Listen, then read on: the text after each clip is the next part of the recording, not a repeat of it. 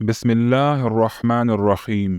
شیخ عبد الواحد بن زید رضی اللہ تعالی عنہ فرماتے ہیں کہ ہم جہاد کی تیاری میں مصروف تھے اور ہم نے اپنے ساتھیوں کو کہا کہ جہاد کے فضائل میں دو آیتیں پڑھنے کے لیے تیار ہو جاؤ۔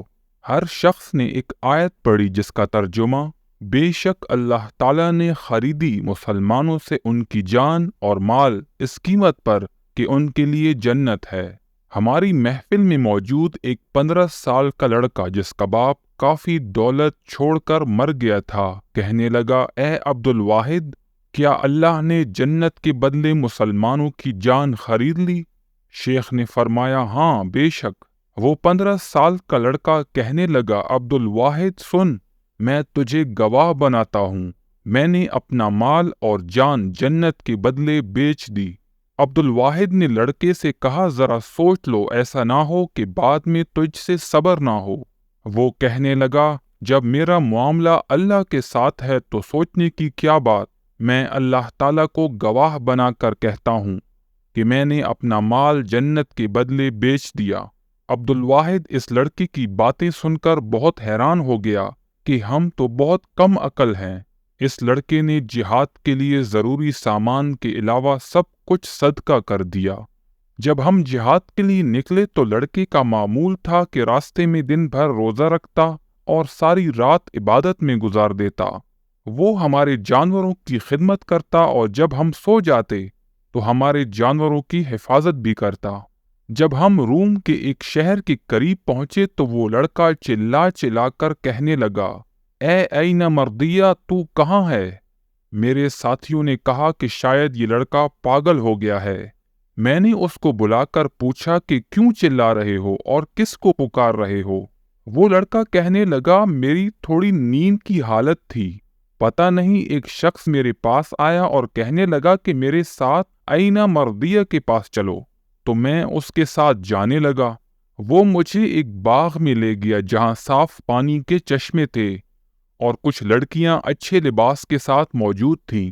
جب ان لڑکیوں نے مجھے دیکھا تو کہنے لگیں کہ یہ تو این مردیہ کا شوہر ہے۔ میں نے ان سے پوچھا کہ این مردیہ کہاں ہے؟ تو وہ کہنے لگی کہ ہم تو اس کی باندیاں ہیں، لیکن وہ آگے ہے۔ پھر میں آگے گیا تو دودھ کی نہریں تھیں اور وہاں پر بھی خوبصورت لڑکیاں موجود تھیں۔ جب ان سے میں نے سوال کیا کہ این مردیہ کہاں ہے تو انہوں نے بھی کہا کہ ہم تو اس کی باندیاں ہیں، لیکن وہ آگے ہے۔ پھر جب میں آگے بڑھا تو شراب کی نہریں تھیں اور وہاں پہلے سے بھی زیادہ خوبصورت لڑکیاں موجود تھیں۔ جب انہوں نے بھی دیکھا تو کہنے لگی، یہ تو این مردیہ کا خاوند ہے۔ میں نے اینا کا پوچھا تو کہنے لگی کہ ہم بھی اس کی لونڈیاں ہیں، وہ آگے ہے۔ تھوڑا آگے بڑھا تو میں نے دیکھا کہ وہاں شہد کی نہریں تھیں، جہاں میں نے ایک سفید موتی کا خیمہ دیکھا جس کے دروازے پر ایک بہت حسین لڑکی کھڑی تھی۔ جب اس نے مجھے دیکھا تو خوش ہوئی اور خیمے میں آواز لگائی کہ اے این مردیہ، تمہارا خاوند آ گیا ہے۔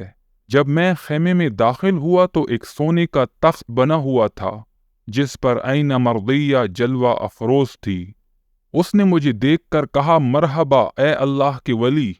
میرا دل چاہا کہ جا کر اس کے ساتھ بیٹھ جاؤں، لیکن وہ کہنے لگی، ابھی وہ وقت نہیں آیا، ابھی تمہاری روح دنیا میں موجود ہے اور آج انشاءاللہ تم یہیں پر روزہ افطار کرو گے۔